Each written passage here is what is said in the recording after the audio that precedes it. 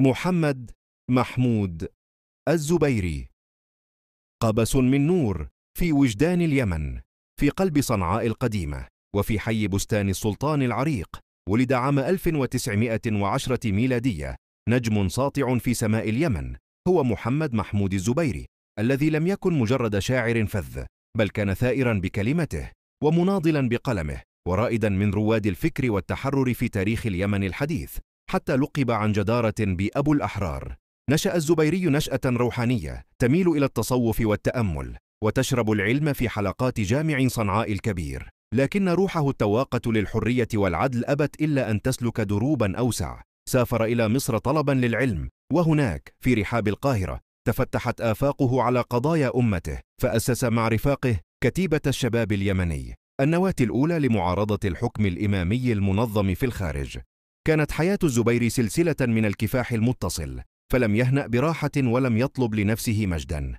سخر شعره الذي كان يتدفق كشلال هادر لإيقاظ الهمم وإلهاب المشاعر ضد الظلم والاستبداد. كانت قصائده بيانا ثوريا ورسائل أمل تتداول سرا بين الأحرار، تبث فيهم العزيمة وتدعوهم إلى رفض أغلال الجهل والتخلف. لم يكن نضاله محصورا في الشعر والأدب، بل خاض غمار العمل السياسي بكل جرأة، فأسس حزب الأحرار والجمعية اليمنية الكبرى، وكان صوت اليمن الحر عبر إذاعة صوت العرب يدعو إلى الوحدة والنهضة والجمهورية. عاش الزبيري حياته مؤمنا بفكرة الدولة المدنية والعدالة الاجتماعية وحكم الشعب.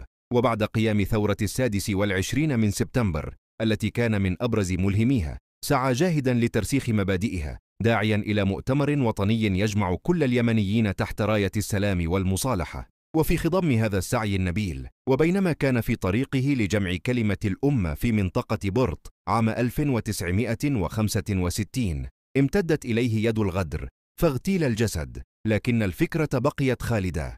رحلها أبو الأحرار تاركا خلفه إرثا عظيما من المبادئ السامية ودواوين شعرية لا تزال تنبض بحب الوطن وروح الثورة، مثل ثورة الشعر ورصلات في الجحيمر، ليظل اسمه منقوشا في ذاكرة الأجيال كأعظم رمز للتضحية من أجل يمن حر وسعيد.